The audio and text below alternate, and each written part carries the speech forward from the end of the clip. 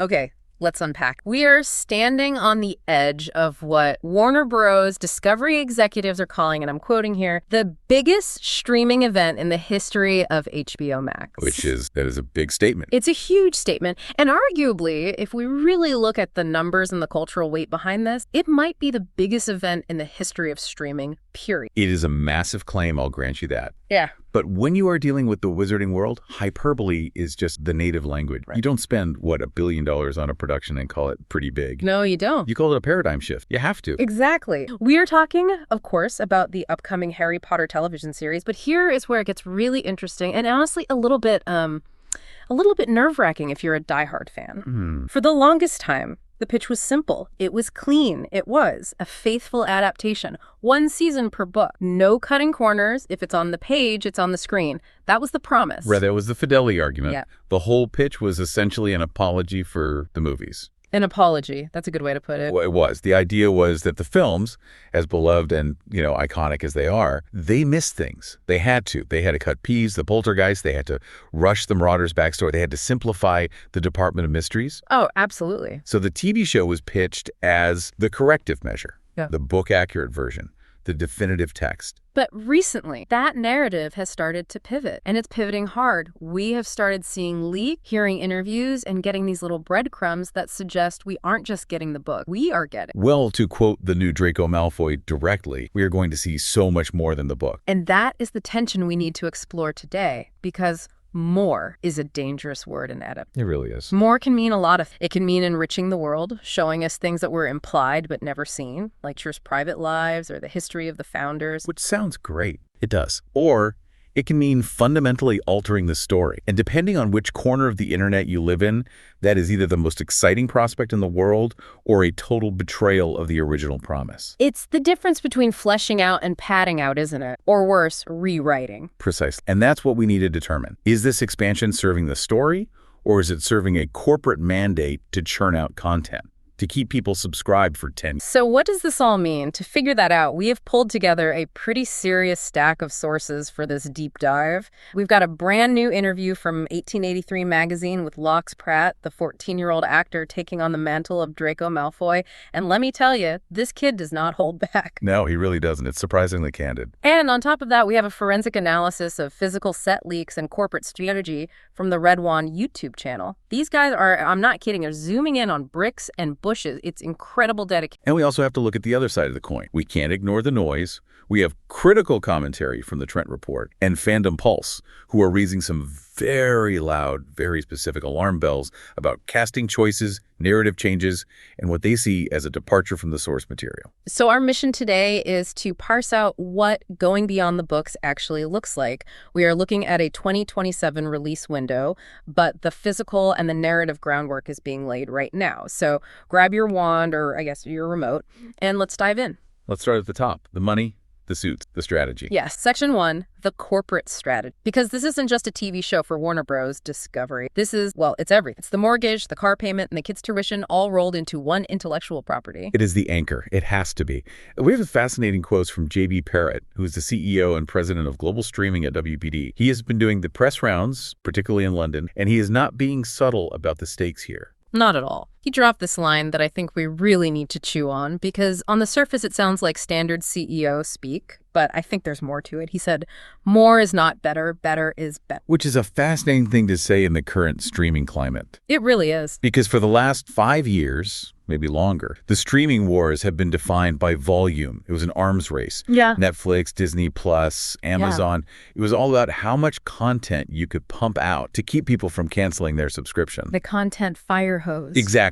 More is better was the law of the land. It was about stickiness through sheer quantity. Yeah. Just overwhelm them with choice. And here comes HBO or WBD saying, no, we're going to do less, but we're going to do it so well that you can't look away. But let me play devil's advocate here for a second. Go for it. Is that actually a strategy, or is that just spin? Because we know Warner Bros. Discovery is carrying a massive debt. Are they saying better is better because they literally can't afford to make more? That is the cynical take, and honestly, it's a fair question to ask. You look at the balance sheets, and they aren't exactly swimming in liquidity the way Apple or Amazon. So is it a virtue made of necessity? Maybe. Right. But I think there is a genuine strategic pivot happening here that goes beyond just budget constraint. Look at what happened to Marvel. Disney pumped out so many shows, She-Hulk, Moon Knight, Secret Invasion, that the brand diluted. People stopped caring. It became homework. It felt like homework. It felt like content slop. And the box office numbers started to reflect that fatigue. You kill the golden goose by overfeeding it. Exactly. So Perret is positioning Harry Potter not as content filler, but as a flagship luxury product, a landmark event. He explicitly said that the scope and meticulousness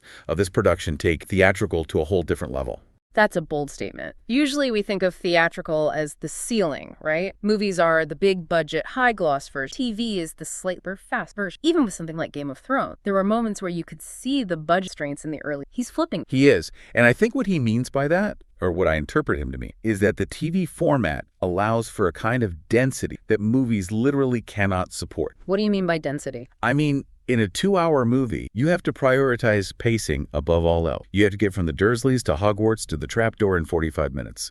You don't have time to linger on the texture of a stone wall, or the specific way the ghosts move through a classroom, or the background conversations in the Great Hall. Sure, you just get the highlight. You do. By saying they're taking theatrical to a whole different level, he's arguing that they're using the runtime of television, 10 hours a season, potentially, to create a world that feels more real, more lived in, and more detailed than a movie ever could. So theatrical in this context doesn't just mean expensive visual effects, it means immersive density. Correct. It means you aren't just watching a story, you are inhabiting a place. And that is expensive. That requires a level of set design and costuming and, frankly, time that TV usually skips. It's reframing the adaptation. It's not a remake. No. It's filling in the negative space. That's a great way to put it. The movies were the highlights reel. This is supposed to be the full immersion. And from a business perspective, this is critical. Perret mentioned that HBO Max, or just Max, I guess, is launching in the UK and Ireland in March 2026. But the Potter show doesn't land until 2027. So there's a gap, a pretty significant one, a full year, maybe more. A strategic gap.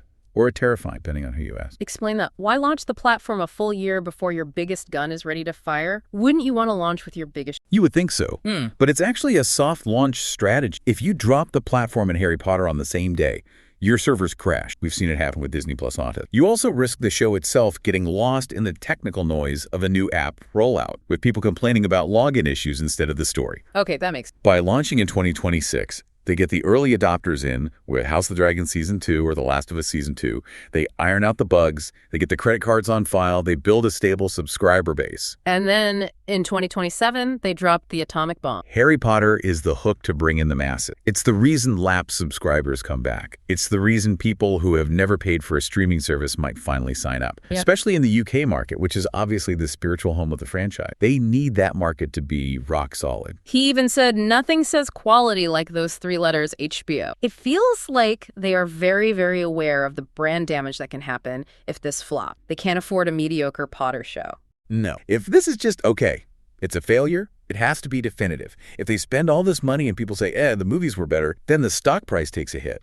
The reputation of HBO as the home of quality takes a hit. Yeah. And that brings us to the physical reality of what they are building. Because talk is cheap, CEO quotes are cheap, but sets are expensive. Okay, let's get into the sets. This is where the red wand analysis it blew my mind. We aren't just looking at press anymore. We are looking at high-resolution drone photos of the actual set being built at Leavesden Studio. And these aren't just green screens and cardboard cutouts. No. Red One points out that these are massive, intentional environments. They're building Hogwarts in a way that suggests they are thinking about Season 7 while they are shooting Season 1. Let's talk about the greenhouse. The leaks clearly show Professor Sprout's greenhouse tape, and it's not a small thing. It's a complex glass and steel structure, which is a very specific and interesting choice for a major build in Season 1. Let's look at the narrative logic here. In Philosopher's Stone, the greenhouses are there.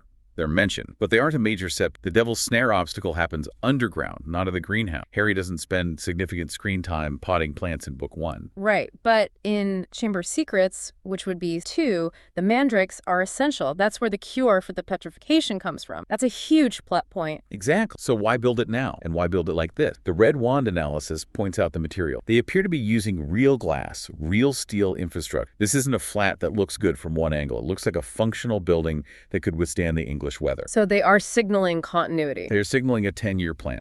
If you build a cheap temporary set, You have to tear it down or rebuild it next year. That's inefficient. If you build a real greenhouse, you can use it for the mandrakes in season 2. You can use it for the Smargalef pods in Order of the Phoenix. You can use it for Slughorn's special collection in Half-Blood Prince. So they are amortizing the cost of the build over the entire run of the show. That's the only way it makes sense financially. It suggests a production model that is much more stable and long-term than the build it, shoot it, tear it down approach we often see in streaming. It feels like they're building a campus. A campus, yeah. That's it. Exactly. They're just filming a show. They're constructing a theme park that just happens to be a film set for the next decade. And then there's the courtyard. The Red Wand video describes it as a place where students exist between plot points. I love that phrasing. It's perfect, isn't it? Existing between plot. Think about the films, especially the later ones directed by David Yates. The pacing was breathless. It was action, exposition, action, exposition. Always running somewhere. Characters were always running somewhere. The geography of the castle became a bit flat. Well, it became flex. A hallway led wherever the plot needed it that day. The shifting staircases, literally and metaphorically. Precisely. But a courtyard, a massive, detailed, physical courtyard. That is a social space. It's where you gossip. It's where you trade chocolate frog cards. It's where rivalries simmer before they boil over into a fight. If they're dedicating this much budget and square footage to a massive courtyard, it tells me they want scenes of students just being students. It changes the pacing of the show. It has to. It absolutely has to. You can't have a scene of students just hanging out in the courtyard if you are rushing to fit an 800-page book into 2.5 hours. But if you have 10 hours, you can have a 10-minute scene where Harry, Ron, and Hermione are just sitting on a bench talking about homework, watching the other houses interact. That builds the lived-in feel. It makes the magic feel mundane, which paradoxically makes it feel more real. It's the difference between a movie set and a simulation. And speaking of details that sell the simulation, we have to talk about the Foley, the topiary. Oh, this is such a deep cut,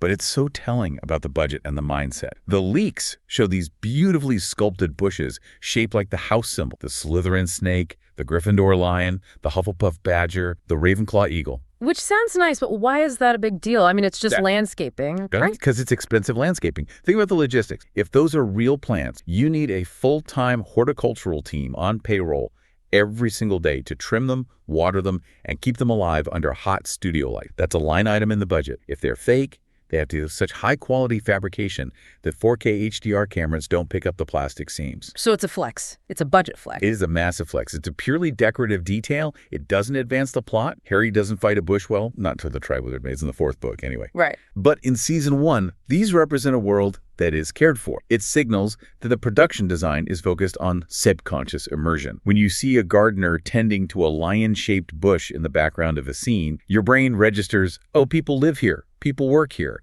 This is an institution with history and pride. It's that texture we were talking about. It's better is better in practice. But there are bigger things than bushes on these sets. We have to talk about the Whomping Willow. It is already visible. Again, narratively fascinating. The Whomping Willow is, as we know, the secret entrance to the Shrieking Shack. Yeah.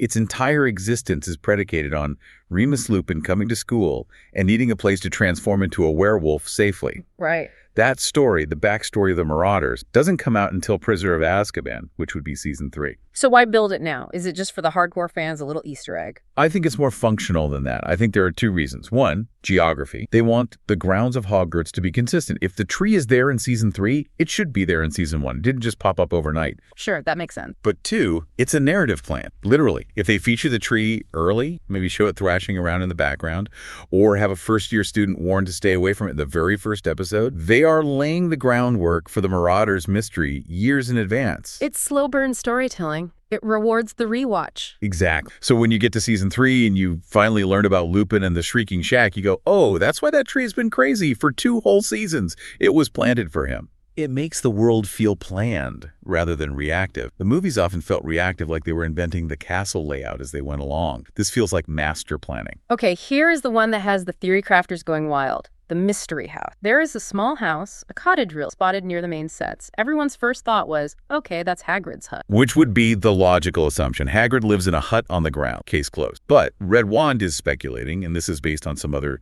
leaked production reports and call sheets, that this might actually be the home of Nicholas and Perenelle Flamel. The Flamel, the makers of the philosophy, the alchemist and his wife. Now, this is a massive divergence from the books if it's true. Let's look at the text. In Philosopher's Stone, Nicholas Flamel is a name on a chocolate frog card. He's a plot device. He's a MacGuffin. We never meet him. We never see him. Dumbledore tells Harry about him at the end, but he's entirely off screen. He's a ghost in the machine. But the source, Red Wand, is saying there are reports of scenes involving Nicholas and Perenelle being cast in film. If they're building a set for the Flamels, it confirms that the show is breaking the single most important rule of the book, the Harry's POV rule. He explained that. The books are strictly limited to what Harry knows, sees, or is told. With very few exceptions, if Harry isn't in the room, we aren't in the room. Breaking that perspective allows the show to give weight and emotional depth to the wider lore. It makes the stakes of the Philosopher's Stone real. Instead of just Voldemort wants this magic rock, we might actually see the people whose lives depend on it. Exactly. Imagine a scene in episode 1 or 2. We cut away from Hogwarts and we see an ancient couple, 600 years old, frail, but deeply in love, living out their days in a quiet cottage in Devon. And they know their time is running. They know that their old friend, Albus Dumbledore, might have to destroy the very thing that keeps them alive in order to save the world. That is heartbreaking. That's a completely different... And it's exactly the kind of adult depth that HBO excels at. It transforms a plot token into an emotional story arc. It raises the stakes for Harry and his friends. If they fail, these real people we have met that we have an emotional connection to will die. It's not just abstract. Which brings us perfectly to the biggest shift in perspective we have. We're moving from the heroes to the villain, or at least to the boy who made all the wrong choice, Draco Malfoy. This is where Locke Pratt's interview with 1883 magazine become the Rosetta Stone for this whole series. It's the key that unlocks what they're trying to do. Locke Pratt, he's 14 years old, and he just gave us the most significant scoop of the production so far. He said, and I'm quoting again, "The books are very much over Harry's shoulder. With this adaptation, you get to see so much more." And he got specific. He didn't just leave it vague. He mentioned seeing all the teachers in their little rooms. And crucially, seeing Draco at home. Draco at home! That's huge! It sounds like such a simple phrase, but think about what that does to the story. It changes the genre of his character completely. In the books, Draco is an antagonist. He is a foil for Harry. He pops up to sneer, throw a slur, or challenge Harry to a midnight duel, and then he disappears from the narrative. We don't see him brushing his teeth. We don't see him getting yelled at by his dad for getting a lower grade than Hermione. We don't see him be vulnerable. Not until much, much later. Pratt called the film version sort of 2D. He called him a sneery villain, which, to be fair, Tom Felton, who was iconic in the role. Absolutely iconic. The script didn't give him much else to work with until Half-Blood Prince. Right. Felton did a lot with a little. He brought a charisma to the role that wasn't necessarily on the page in the early book. But Pratt is saying the show aims to explain why Draco is that way. He says there are brilliant scenes that give insight into how he... Is this the TV advantage again? Is that what we're seeing? 100%. You have 10 hours. You can spare 5 minutes for a cold open at Malfoy Manor. You can show the pressure cooker that Draco lives in. We know Lucius Malfoy is a demanding, cruel, pure-blood supremacist father. We know Narcissa is fiercely protective, but also deeply entrenched in that hateful ideology. So if we see that dynamic in season 1, if we see Lucius putting the weight of the entire Malfoy name on an 11-year-old kid's shoulders, suddenly Draco isn't just a jerk. He's a product of his environment. He's a victim of his upbringing. It's contextualizing, not excusing. That's a very important distinction. It doesn't mean Draco isn't a bully. It doesn't mean he doesn't do terrible things, but it means we understand the mechanism of his cruelty. He bullies others because he is bullied at home, or because he is terrified of failing his father and bringing shame on the family. It adds a layer of tragedy to the character much earlier. In the books, you don't really feel sorry for Draco until the bathroom scene, Half-Blood Prince, when he's crying to moaning Myrtle. And imagine if we have 5 seasons of context before that moment arrives. Imagine if we have seen him trying and failing to please Lucius for 5 years. When he finally breaks down in that bathroom, it won't just be a sad moment for a secondary character. It will be a devastating culmination of a 6-year arc we've been. It sounds like they are trying to do for Draco what, say, Better Call Saul Goodman, taking a character who is almost a caricature and turning him into a complex tragedy. That is a perfect analogy. And to pull that off, you can't just have any kid actor. You need a serious. Locke Pratt is young, but he has a real resume. We should talk about that. He recently played Jack in the Beast's new adaptation of Lord of the Flies. Which is quite the audition tape for Draco Malfoy, isn't it? Yeah. If you know Lord of the Flies, you know Jack. He is. Well, he's the ultimate bad seed. He's charismatic, then he's volatile, then he's violent, and he descends into pure savagery. Reviews described his performance as intense and charismatic and volatile. That suggests Pratt has the range. He can do the scary stuff. He's not just going to be a petulant brat. He has the capacity for genuine menace and emotional complexity. Draco needs to be scary sometimes. He needs to be a real threat. Yeah. But he also needs to be a scared little boy.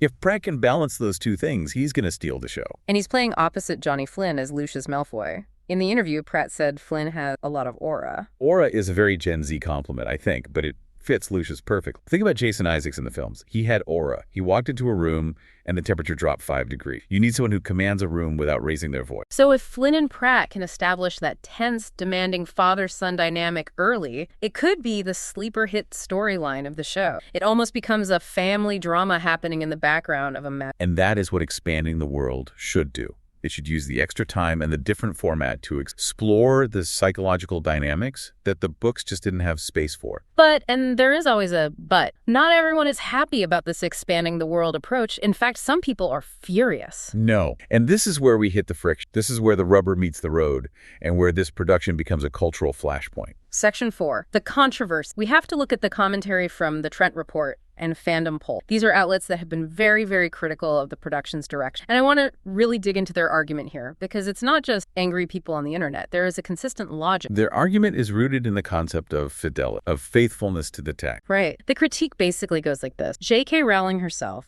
and HBO promised a faithful adaptation. That was the market. That's what got the book purists on board. We are going to do the books properly. But if you are adding scenes of the Flamels or Draco at home or teachers in their private rooms, aren't you breaking that promise on? It's the purest argument. Why do you need to add things? The books were perfect. Just do the direct, straight adaptation. The Trent Report explicitly asks this question. I'll quote it. Why do you need to add things that weren't in? Do a direct, straight adaptation. It's a valid question for a fan to ask. If the source material is the best-selling book series in history, clearly it worked. Why mess with the recipe? Why add spices that weren't in the original dish? But the criticism goes deeper than just narrative structure. There's a fear of what they call an agenda. Yes, and we have to address this directly because it's at the core of the backlash. The critics explicitly link going beyond the book to potential ideological insertion. They use terms like DEI, diversity, equity and inclusion, critical race theory, and queer theory. They point to J.K. Rowling's post-book revelation that Dumbledore is gay. Their fear, as articulated in these sources, is that the show will make this explicit and prominent rather than leaving it as subtext as it was in the book. They believe that expanding the world is a Trojan horse. They worry that the writers will use these new scenes not to deepen the established lore, but to preach modern political messaging that wasn't present in a text written in the 1990s. And the flashpoint for this, the lightning rod for all this criticism, has been the casting, specifically the casting of Severus Snape. Right. Papa Essiedu has been cast as Snape. He is a phenomenal, classically trained black actor. And for the critics at Fandom Pulse and the Trent Report, this is viewed as race swap and a direct violation of the faithful promise because the character Snape is described in the books as having sallow, pale skin. This is where we have two very different definitions of the word faithful colliding. And this is a fundamental disconnect in the fan base that the show has to navigate. For one side, faithful means visual literalism. If the book says pale, the actor must be white. If the book says strictly from Harry's POV, we shouldn't see Draco at home. Fidelity is about adherence to the physical text. And for the other side, which is presumably the production side, and a different segment of the fans, faithful means capturing the spirit and the essence of the character. Exactly. That side would argue that Papa Essiedu captures the bitterness, the deep intelligence, the menacing presence, the broken heart underneath it all, and that his skin color is irrelevant to those core traits. They would argue that fidelity isn't about matching a police sketch from the book. It's about matching the soul of the character. So when the producers say faithful, they mean faithful to the themes in the character's journey. When the critics hear faithful, they mean faithful to the literal descriptions on the page. Precisely. And regarding the expanded scenes, the producers would likely argue that showing the Flamels or Draco's home life isn't an agenda, it's context. The books are limited by Harry's 11-year-old brain. He doesn't understand politics or systemic prejudice yet. A TV show for adults has to understand those things. So is showing Lucius Malfoy's racism critical race theory, or is it just accurate character building for a man who is explicitly a pure-blood supremacist? That is the tension. One person's richer world building is another person's political. And HBO is standing right in the middle of that crossfire. The Trent Report compares this negatively to other modern adaptations, specifically mentioning Disney and Netflix productions, which they feel have prioritized ideology over storytelling. They positively reference the Daily Wire's upcoming Narnia production, which is positioning itself as a strictly traditional faith-based adaptation.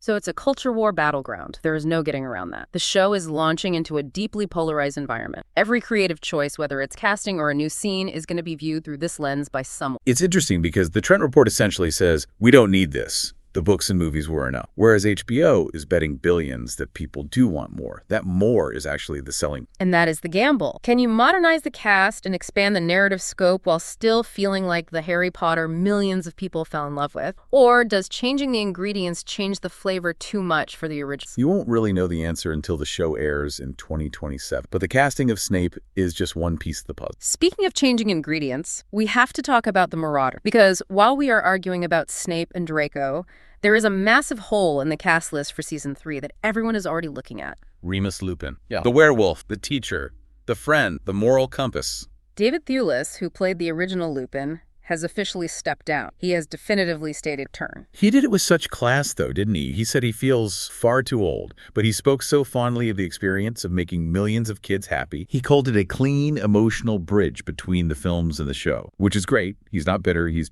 passing the torch, but that torch is heavy. Lupin is a beloved character. He is arguably the most tragic figure in the entire series, aside from Snape. The Red Wand video breaks down the speculation on his replacement. Because casting Lupin is tricky. You need someone who can play the grounding force of the Marauder. You have James Potter, who's reckless and arrogant. You have Sirius Black, impulsive and dangerous.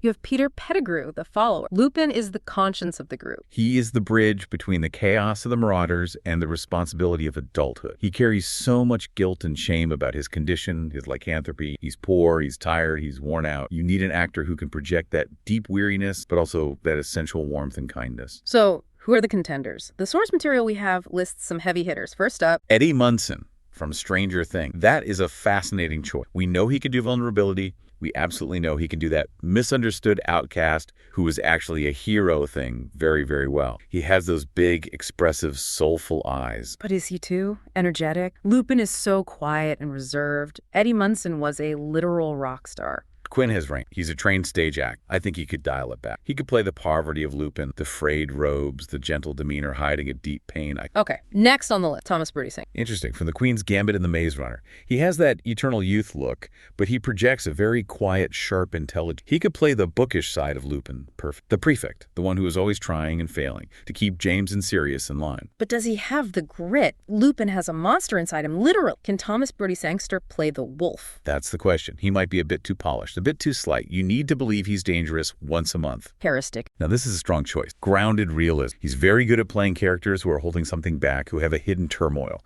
He has a physical presence that suggests he could be dangerous if he lost control. That fits the werewolf dynamic perfectly. He feels very real. And then the aiming high option. The dream cast for many, Andrew Garfield. I mean, if they could get Andrew Garfield, it's game over. It's a statement of intent. He carries the weight of the world in his eyes better than almost any actor working today. Think about his performance in Tick, Tick, Boom, or Silence, or even as Spider-Man. He can do deep, profound sadness mixed with a manic, hopeful energy. He would be incredible, but he's a movie star, an Oscar-nominated movie star. Would he commit to what could be a 5-year role in a 7-season TV show? Well, J.B. Pratt said theatrical to a whole different level, right? Yeah. Maybe that budget allows for an Andrew Garfield salary. Maybe the prestige of HBO and the chance to redefine such an iconic character draws him in. It's not impossible anymore for big stars to do TV. If they land Garfield, that sends a message that this show is gunning for Emmy, not just Kids' Choice Awards. And remember, if they are planting the Whomping Willow in season 1, they're already thinking about who is going to be crawling out of it in season 3.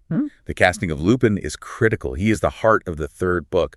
If they get that wrong, the whole emotional arc of the Prisoner of Azkaban story collapses. It's a lot of pressure, but it's also a lot of opportunity. That's the summary of this whole project, isn't it? Massive pressure, massive opportunity. So let's bring it all together. We have analyzed the strategy, the sets, the narrative shifts, and the casting controversy. It feels like we are looking at 2 diverging paths here, 2 possible futures for this show. We are. Path A is the optimistic view, the better is better path. We get a rich, expansive world that uses the extra runtime to its fullest potential. We see the Flamels facing their own mortality. We see Draco crying in his bedroom after a blistering lecture from Lucius. We see the teachers living their lives outside the class. It becomes an ensemble drama set in the wizarding world, richer and deeper than anything we've seen before. It becomes the definitive. And Path B. the less optimistic one. Pass B is the cautionary tale. The production alienates the core fan base by straying too far from the source. The changes, whether it's casting choices or new scenes, feel like betrayals or agenda-driven insertions to a significant portion of the audience. The fidelity promise feels broken, and the show struggles to justify its existence alongside the beloved movies. It becomes a shiny, expensive, and ultimately hollow disappointment. It's a high-wire act with no safety net. And we won't know which way the wind blows until we're all sitting down to watch in 2027. But looking at the sets, the detailed greenhouse, the house-themed topiary, and hearing the ambition from the executives and the actor, they are certainly swinging for the fences. They aren't playing it safe. And honestly, I respect that. A shot-for-shot remake of the movies would be boring. We have the movies. They are great. Better is better is a good motto, even if it's incredibly risky. I agree. Better to try to be great and fail than to try to be mediocre and succeed. Before we go, I want to leave you, the listener, with a final thought. A question to mull over while you wait for that owl to arrive with your Max subscription. And this goes right back to that Locks Pratt interview and the idea of perspective. Lay it on us. If we are seeing Draco at home in season 1, if we are potentially seeing the Flamel's cottage, and if we are seeing teachers in their private room, are we prepared for a Harry Potter story that isn't actually about Harry Potter anymore?